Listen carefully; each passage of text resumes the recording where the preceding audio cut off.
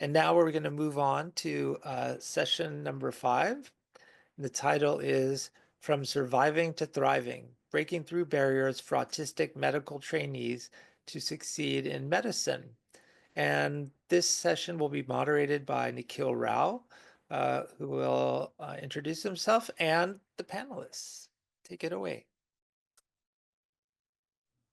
Hi, everyone. I'm Nikhil Rao, pronouns he, him, his. And I am a child and adolescent psychiatrist. I'm neurodivergent and physically disabled myself. And I will be turning over the bios of our speakers, Drs. Greeter, Caravala, and Dr. Cho, to introduce themselves. Thanks so much, Dr. Rao. I'm going to share my screen to put up our slides. Let me know. You can just confirm everybody's seeing this okay. Cool. So I'm Dr. Stacy Greeter. I'm a child, adolescent, and adult psychiatrist with a group practice in Florida. And our presentation today is about cultivating a medical training culture that allows all neurotypes to thrive in medicine. I am speaking from my lived experience as an autistic and ADHD psychiatrist. And it's important, if there's one message I really want to get across, it's that for all the autistic doctors out there who may be feeling like they don't belong in medicine and wondering if they should be here, you do belong, and our field will miss out without you. So this presentation is ultimately for you. And now my colleague, Dr. Cho. My name is Dr. Alicia Cho. I am an autistic and ADHD child, adolescent, and adult psychiatrist who graduated from OHSU Child and Adolescent Psychiatry Fellowship in June 2024. All of us on the panel are late diagnosed with ADHD and/or autism. I want to highlight that there may be undiagnosed ADHD, autistic, and/or dyslexic medical trainees who are able to compensate until they entered medical school, which overwhelms their pre-existing coping strategies. I recommend that clinicians approach them with curiosity and don't dismiss their concerns, since early recognition and a proactive approach are important to supporting medical trainees. Hi, I'm Laura Caravala. I'm a combined med peds primary care doc with a lifelong career in medical education. And I was a residency director for 19 years, and I'm now on faculty with Michigan State University. I teach medical students in longitudinal small groups, which is a really cool opportunity because I get a chance to know them a little better. I recently got my formal ADHD diagnosis at 62 years old, and I've been self-diagnosed as autistic for about 5 years. I was seeking more insight into my autistic son, and through this, I met other autistic physicians whose stories are eerily similar to mine. So I look forward to sharing my experience with you. Thanks, Dr. Caravala. We have no relevant financial disclosures, by the way. So starting out, what's autism? The Cliff Notes version. Brain difference that includes a different sensory experience of the world, intense deep dives, and emotional regulation comes from engagement in our special interests. Differences in language communication. Language tends to be much more direct, focused on accuracy of information exchange instead of the more neurotypical standard of focusing on socially appropriate, what makes people solidify a social relationship. And then differences in how we socialize and connect with other people. Overview, many of you may have heard neurodiversity is kind of a buzzword these days. What does it mean, the neurodiversity model versus what's called the traditional medical model? I hate that it's called the traditional medical model because it almost sounds like neurodiversity is anti-medicine, which it is not. Um, and should be rather called the make people as neurotypical as possible model. So that model is that there's a normal way to be, and the goal is for someone who is autistic or ADHD or dyslexic.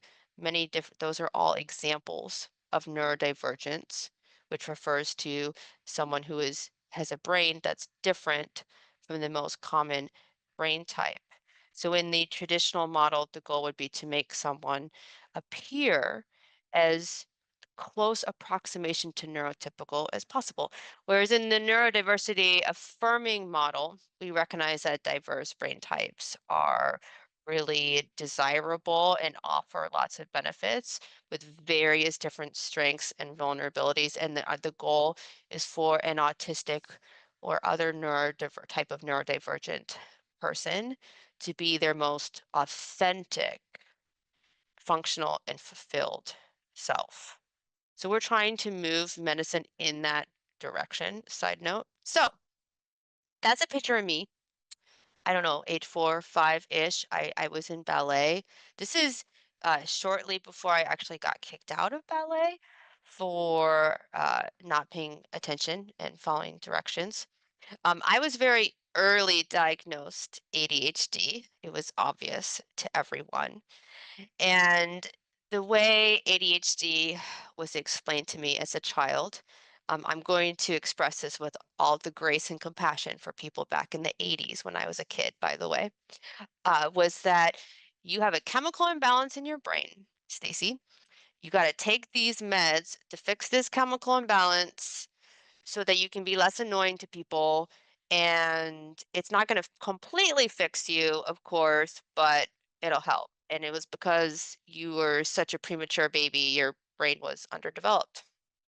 That is a risk factor, by the way, for ADHD. So in my mind, in the uh, traditional model, also called the deficit-based model of neurodivergence, I imagine my brain like the runny, undercooked eggs in other kids' brains were the light, fluffy, perfectly cooked, um, fantasizing about what it would be like to be just as good as other kids who weren't kicked out of ballet class.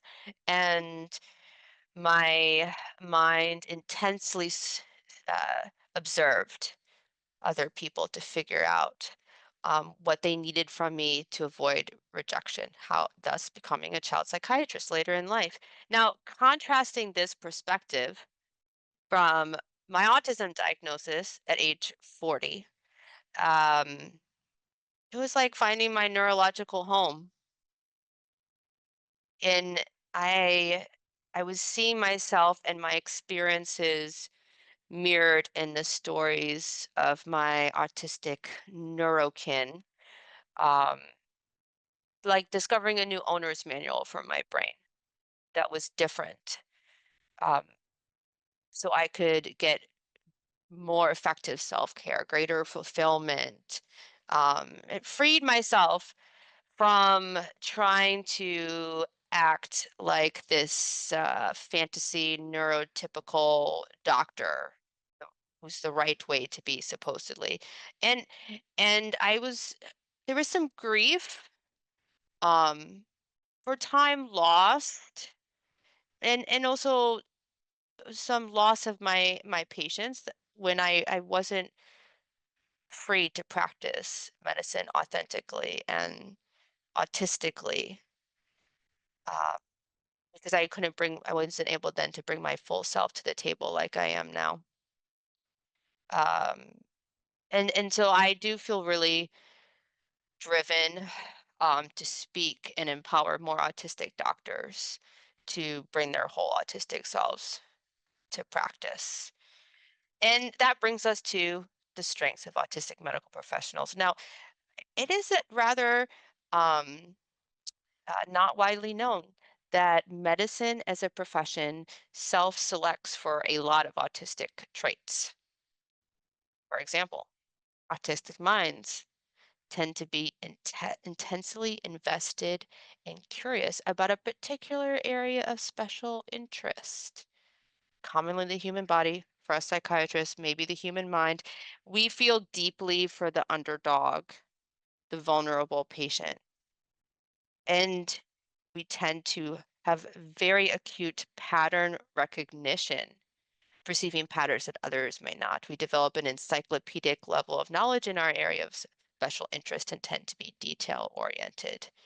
We prioritize clarity in communication over social safety.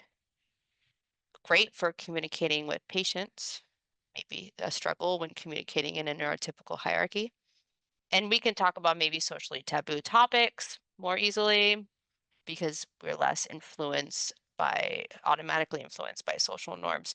We love teaching about our special interests, teaching our patients about the human body. I could keep going, as this is an example right now of info dumping, which many autistic people love to do. I am info dumping to you right now about my special interest, which happens to be psychiatry. So, Dr. Caraval is going to tell us some about a study on autistic medical students. Yeah, thank you, Stacy. So we did a literature search and we actually found only a few papers. Those that used a neurodiversity affirmative lens were especially scarce. The only paper that used actually autistic sources was done in the UK by Shaw, Doherty, and Anderson in 2023 in the Journal of Medical Education there. It was entitled The Experiences of Autistic Medical Students, a Phenomenological Study. So interpretive phenomenology is a focus on lived experiences of the subjects, but it's also seen through the lens of the researchers. And 2 out of 3 were autistic themselves in this case. Dr. Shaw and his colleagues interviewed 5 formerly diagnosed autistic medical students. All of them were in the UK. 3 were diagnosed before and 2 after starting medical school. And the students were interviewed around the topics of their experience of diagnosis, their personal autistic profile, getting into medical school, university-based experiences, and clinical experiences. The authors then analyzed the data qualitatively and came up with group experiential themes, which they called GETS. So they included the following here: autistic profiles and stereotypes, sensory processing and how it affected the learning environment, masking, the social world, and navigating the system. Some of the notable findings under autistic profiles and stereotypes, the students reported the following attributes relating to autism and medical training. And these were very similar that were to those that are you'll hear from our current presenters. So it wasn't a surprise to see these. Attention to detail, drive to help others, etc. And then some of the challenges you can see here: social anxiety, unspoken social rules, too much empathy, handling uncertainty, lack of structure, sensory processing, putting situations into context, being easily disoriented, and also some black and white thinking. So they also said they felt like they needed to look neurotypical to be considered professional, quote unquote professional, even though the differences weren't functional. For sensory and social drain, the students reported that unpleasant sensations and exhaustion detracted from their ability to learn. So the sensory environment really could get in the way sometimes. Masking required increased energy and division of focus, so it detracted from the ability to learn. Around social navigation, for the negative, they noted bullying, isolation, and some jealousy over the accommodations that they had. Positive factors included recognizing other autistics, especially senior figures who could be role models. And then around systems navigation, students had issues with disclosure, requesting accommodations, using approved accommodations as a reason to exclude them, So no, we can't have you because you need these accommodations. And then being asked to take time off of school instead of getting reasonable adjustments. So some important takeaways from the discussion, really the question of, are institutional norms actually functionally important, or is it that they're just familiar? This idea of students being asked to take time off instead of being given reasonable adjustments was an issue. And then there was a lack of disclosed peers and role models. And it's not surprising that another of the problems that was cited was really the lack of neurodiversity affirming training in medicine to deal with stigma and the misconceptions of their colleagues. So one of the big myths is that autistic people lack empathy, and Stacy's going to talk some about that. We're diving in a little deep to this one. 3 types of empathy here. This is Fizzgig from the Dark Crystal, by the way, if anyone is a Jim Henson fan. I was a little obsessed with this guy. I say was, actually I am still a big fan of Fizzgig. So Fizzgig is upset here. Affective empathy, feeling with people when our little mirror neurons light up and mimic their facial expression. And then there's compassionate empathy, which colloquially is what we're referring to often when we say empathy, giving, caring, having concern, feelings of another person. And then cognitive empathy, also called theory of mind or perspective taking. That's, I can understand why he would be upset in this situation. So some autistics struggle with perceiving their inner emotional states, sort of like if your different emotions are gummy bears that got put in a microwave and they're all, you still feel them just as strongly, but you can't distinguish them in their different granularity. Kind of like color blindness for one's inner emotional states. This can also be associated, good to know about your autistic patients, with difficulty perceiving interoceptive cues, hunger, thirst, pain, etc. Now, the autistic population, roughly 50%-ish of autistic people have some version of alexithymia, the color blindness for their own feelings. Whereas about 50%-ish, many of them will have heightened perception. In other words, we're feeling the feelings of others more intensely, also called hyperempathy. The myth that autistic people lack empathy came from 2 things.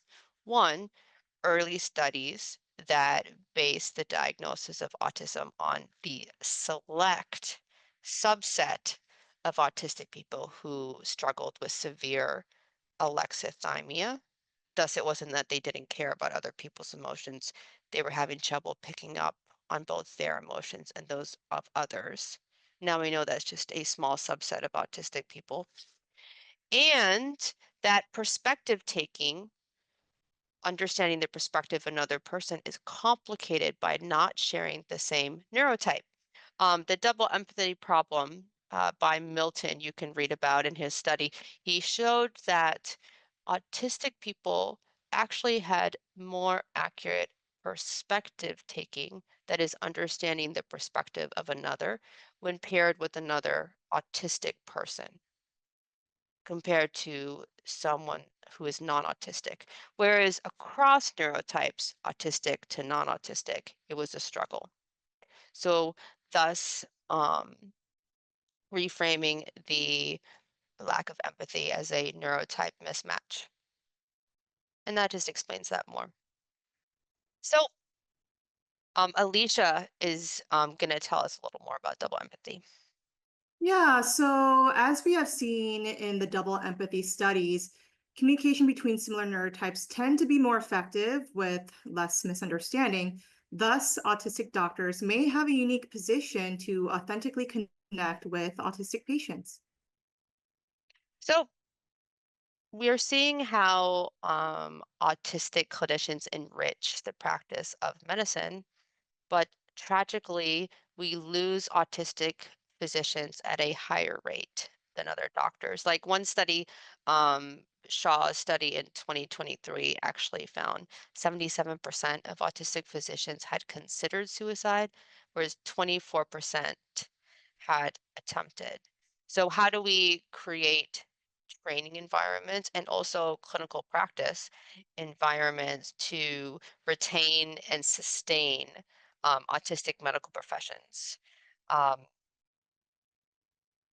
it resonated with me a lot when I was reviewing the literature on this, that far more than any concrete accommodation, autistic clinicians need a more of a cultural shift in medicine, a shift towards acceptance and openness, to being given the benefit of the doubt when misunderstood instead of labeled as unprofessional, weak, difficult.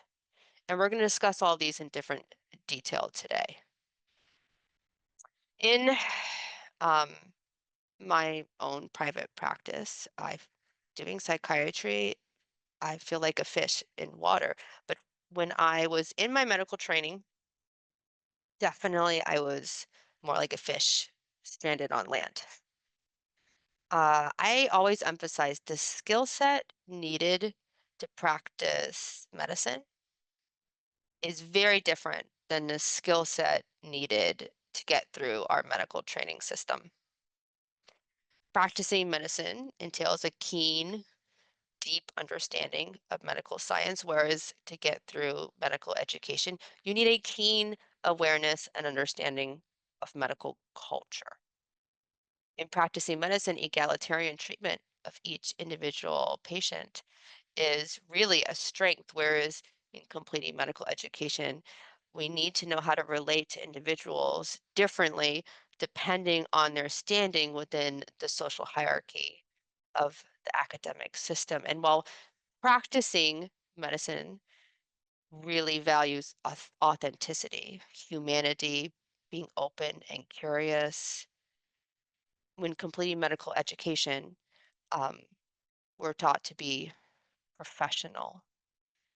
Social safety is valued over accuracy of information exchange.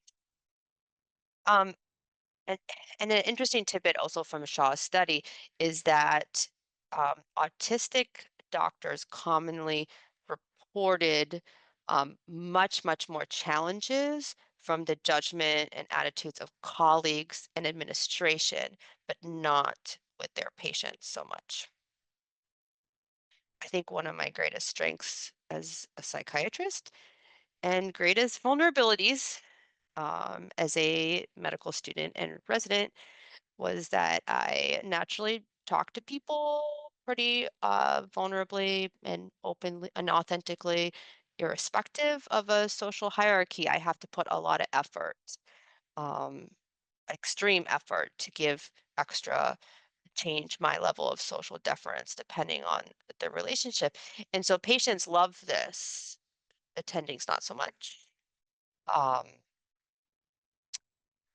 the qualities that foster deeper connections with our patients, the vulnerability, authenticity, a deeper communication, are different than what we need to please supervisors. That includes being agreeable, appeasing people, small talk, conformity, not so great at that. And now Dr. Carl is going to tell us about the hidden curriculum.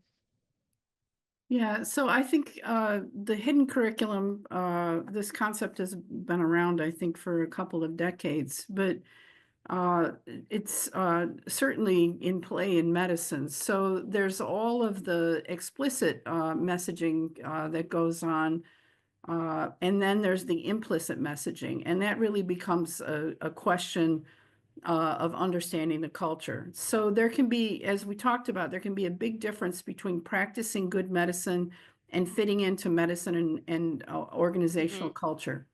And whenever a person moves from one grouping to another, it's necessary to learn a new organizational culture. But neurodivergence can make it more difficult. And so, oftentimes neurodivergent people are not going to kind of pick up information kind of between the lines. And so some of the dilemmas, what does it actually mean to be honest or authentic? What's acceptable? And it's not necessarily always just what's said, what they say in terms of what's acceptable, but what do they actually mean? What is acceptable communication and behavior between these different hierarchical positions, as Dr. Greeter was talking about? And then who do we impress for career progression, and how is that best done? Even for a neurotypical trainee, the power dynamic is one that's really ripe for discrimination or abuse. For an autistic trainee, the situation is even tougher. Yeah.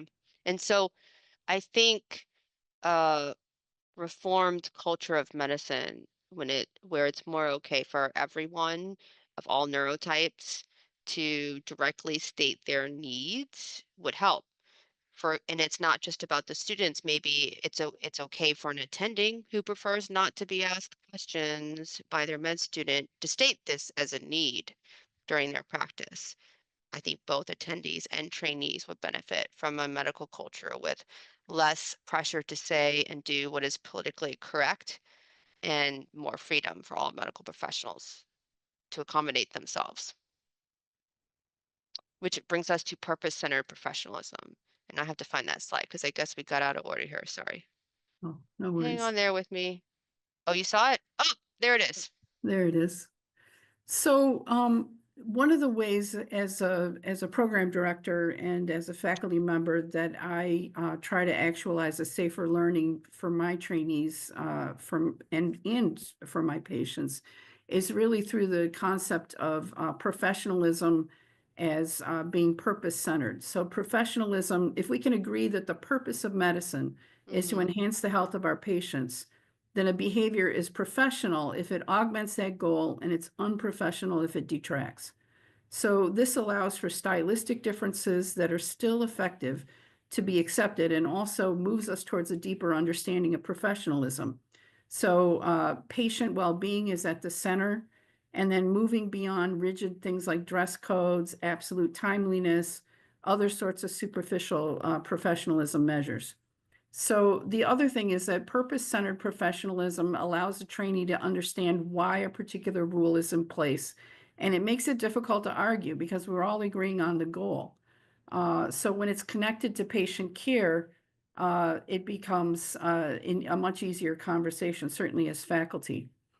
Another important piece of a safe learning environment is to allow for and reward reflection on actual mistakes, and also on what I call political dust-ups.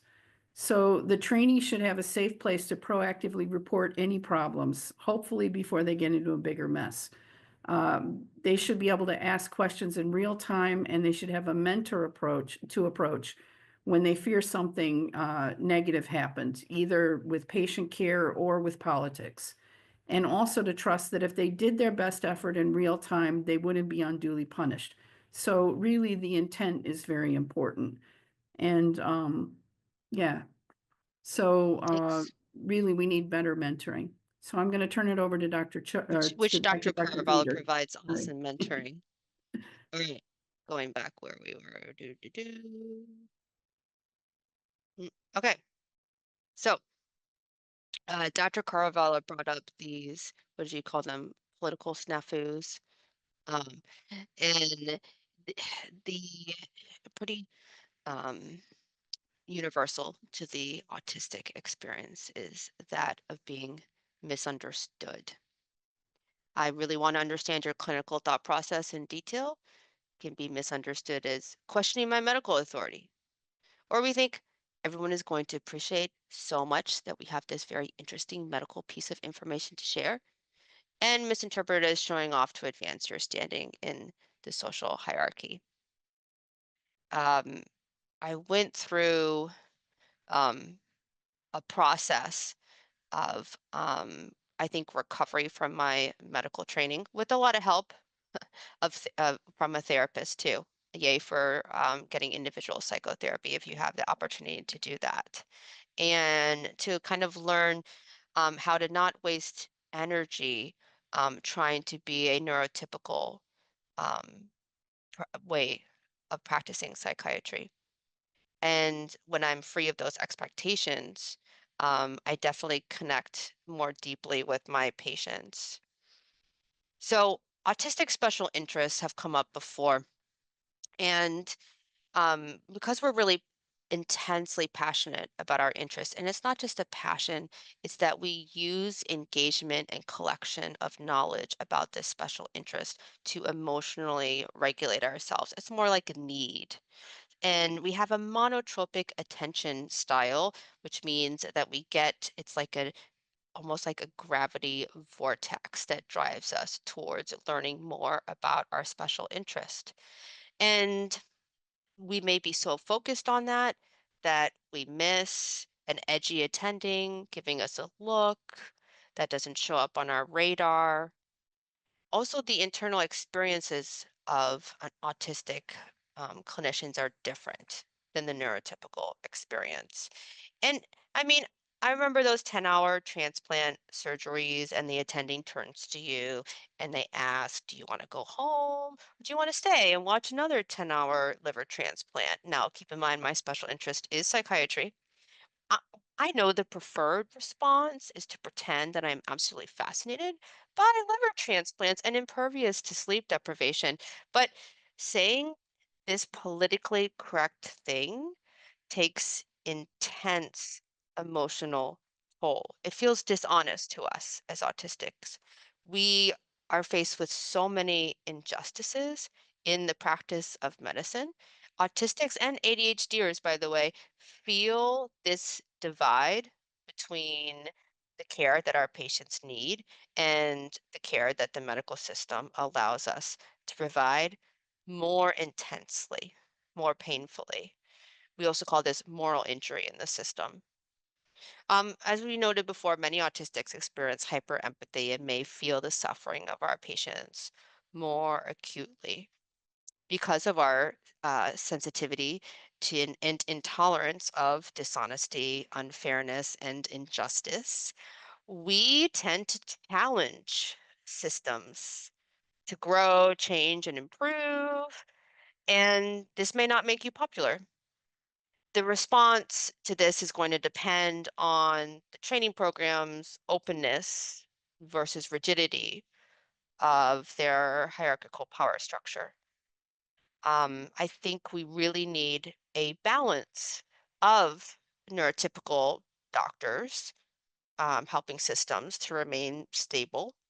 They can tell the white lies and not rock the boat, and autistics challenging systems.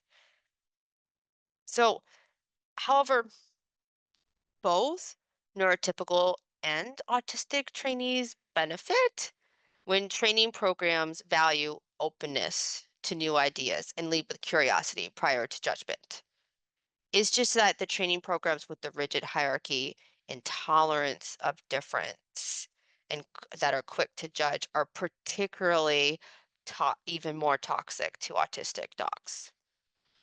I think sometimes people fear that if we better accommodate autistic clinicians and accommodate clinicians with other disabilities, that somehow neurotypical people and those who aren't disabled are going to miss out. I find this really ironic, and I challenge people to find any recommendation in the presentation that would actually not also benefit neurotypical medical trainees.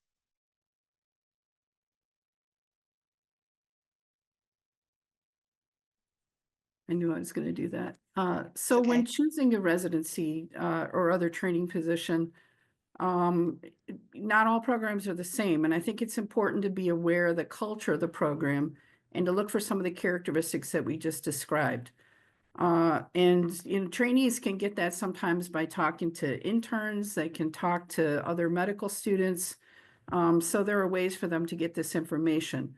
But thriving in a less well-known program that's flexible might be better than the risk of doing poorly in a high prestige but rigid program. So some of the Hmm. following characteristics might be important. One is you want a program to be tolerant and even celebrate a diversity of styles and approaches to problem solving as long as that approach is safe for patients and it's proven to work. So if it's functional, don't argue with the form of it. Provide the opportunity for residents and to individuate and to have a meaningful connection with a mentor who's genuinely interested in their environment or in their development, excuse me. The program has to guarantee that the resident will have a chance to explain behavior seen as problematic, and that alternate explanations to quote unquote unprofessional would be considered in well-meaning individuals. I would tell my residents all the time, that's why we call it a training program. It's a training program, not a doing program.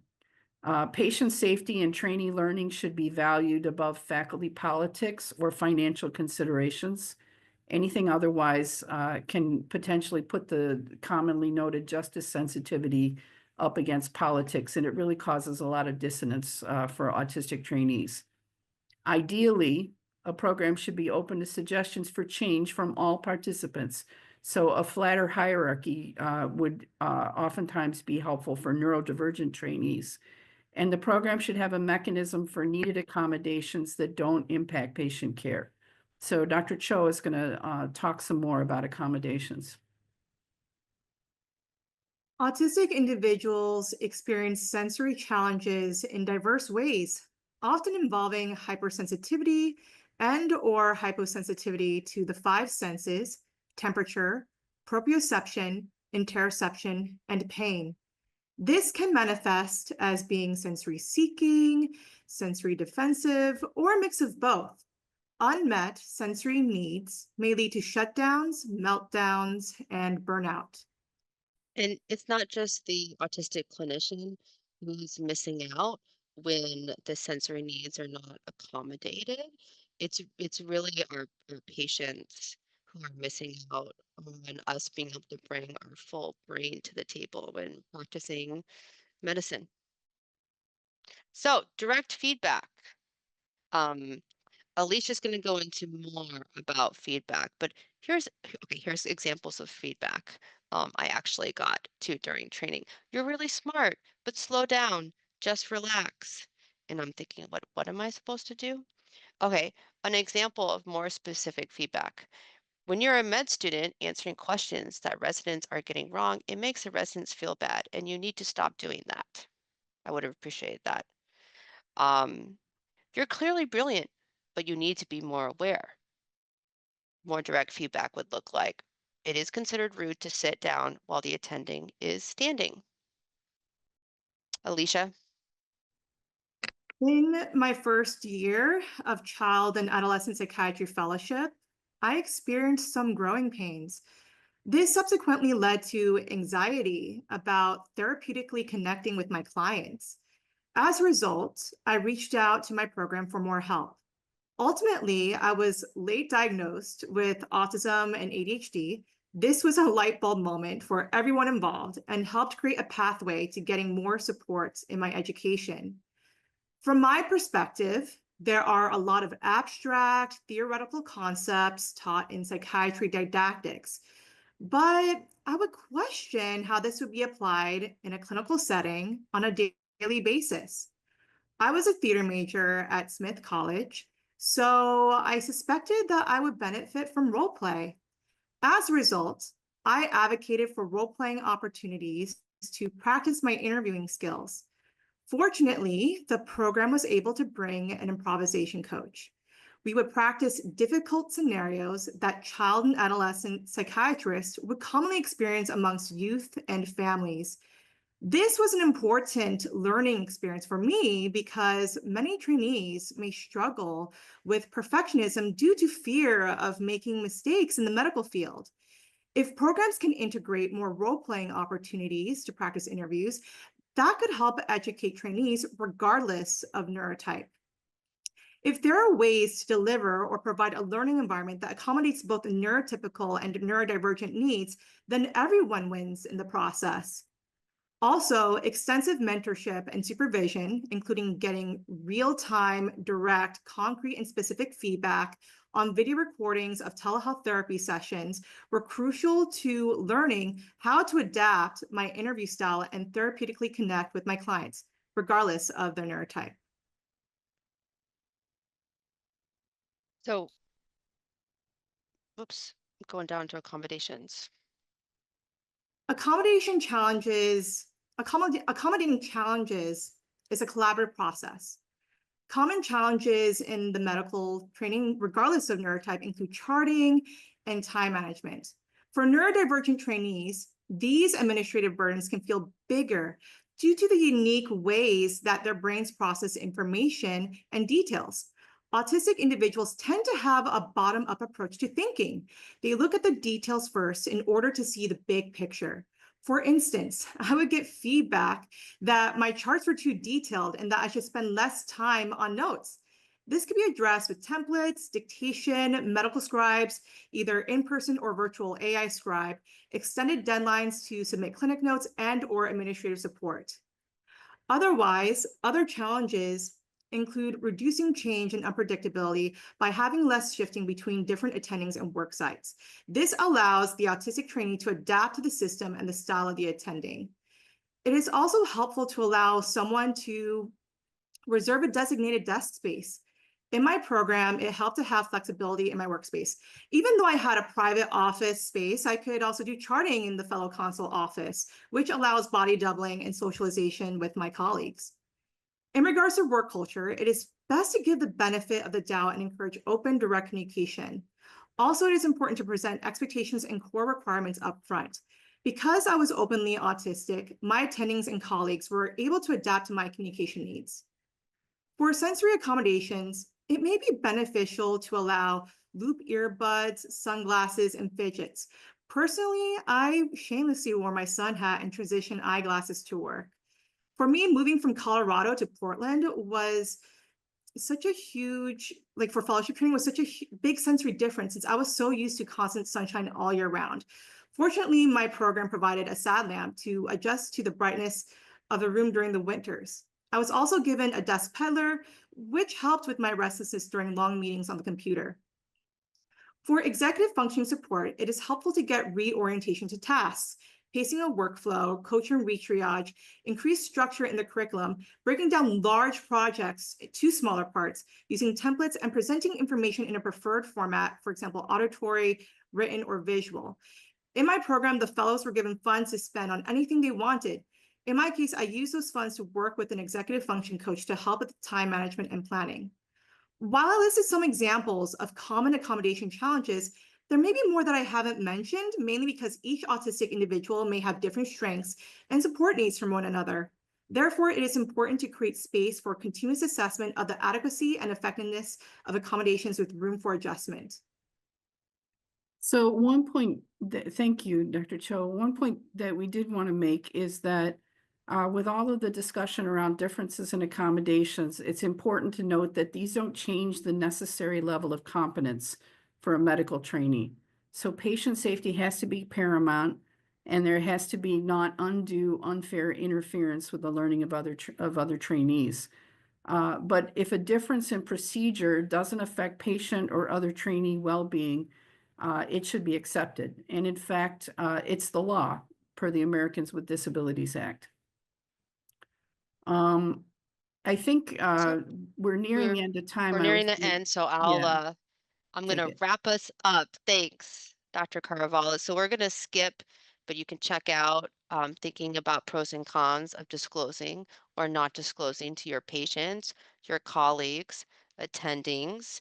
A major point I want to make just before we wrap up is that having never worked with another doctor you know is autistic, and being autistic yourself is a risk factor in Shaw's study for having considered suicide. It's kind of like the ugly duckling effect. And imagine if a duckling discovers suddenly they're a swan, and they have all these great swan role models.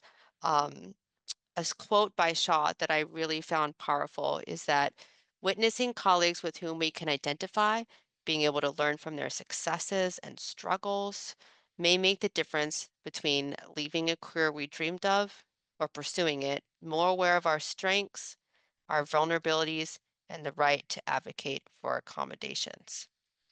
The onus is primarily on medical professionals in positions of relative safety, and power to start this disclosure process, and cultivate a culture in medicine in which it's okay to be vulnerable and difference and self-acceptance are celebrated. I hope we can cultivate a culture of greater vulnerability and self-acceptance at large. So here's photos of us doing our thing, practicing medicine autistically. I'll highlight Dr. Poulos actually watched and appreciated the Little Mermaid presentation about autism that I did with Dr. Cho, and where she does a musical number. She's a great singer. I appreciate everyone and my colleagues especially for coming here and sharing about your vulnerable experiences.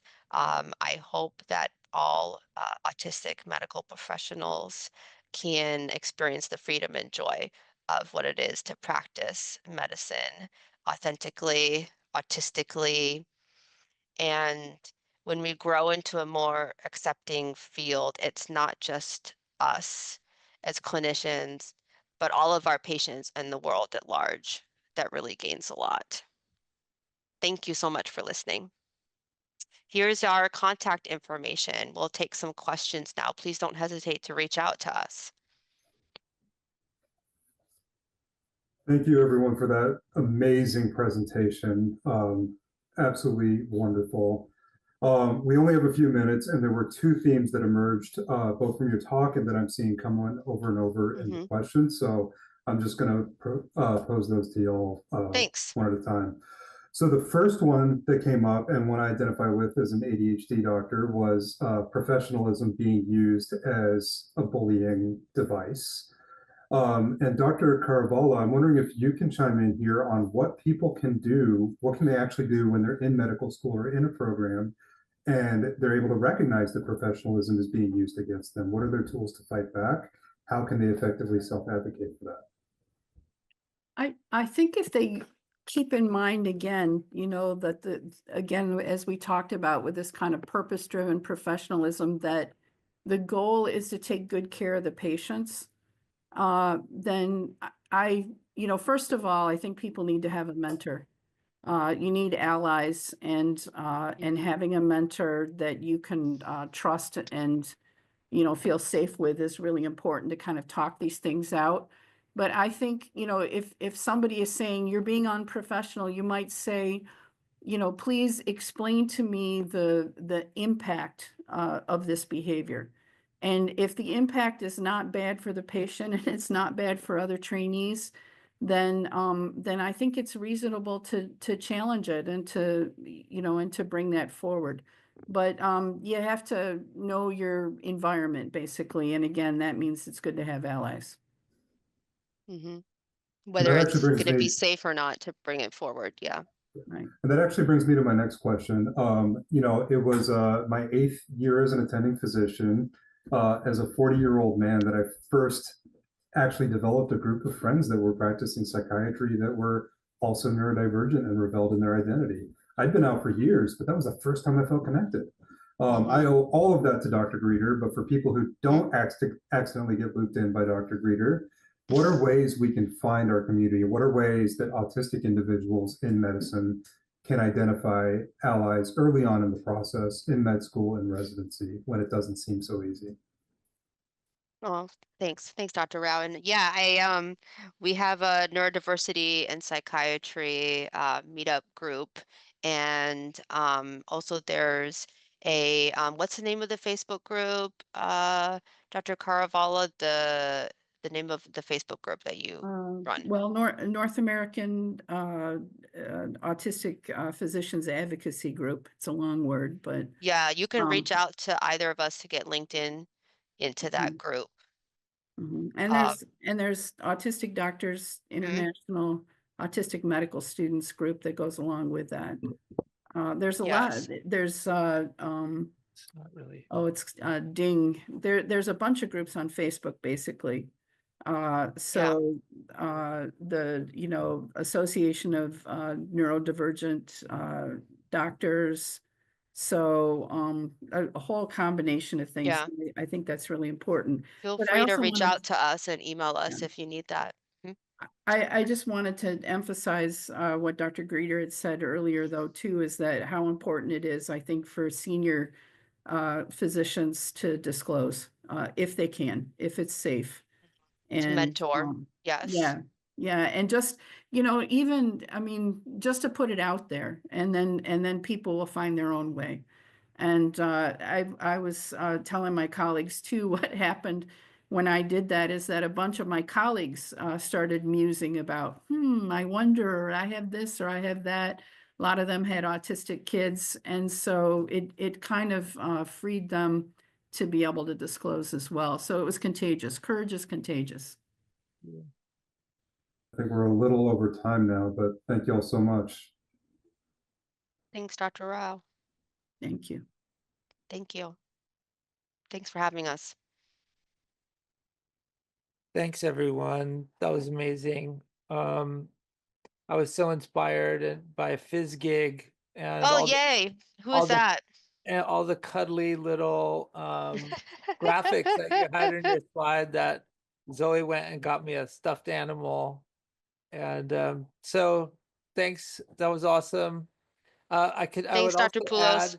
would also add that autistic doctors can join our DM3P mentorship program, Disability in Medicine Mutual Mentorship Program. We have autistic trainees and physicians as a part of our group. See you at 2:15. Enjoy the break.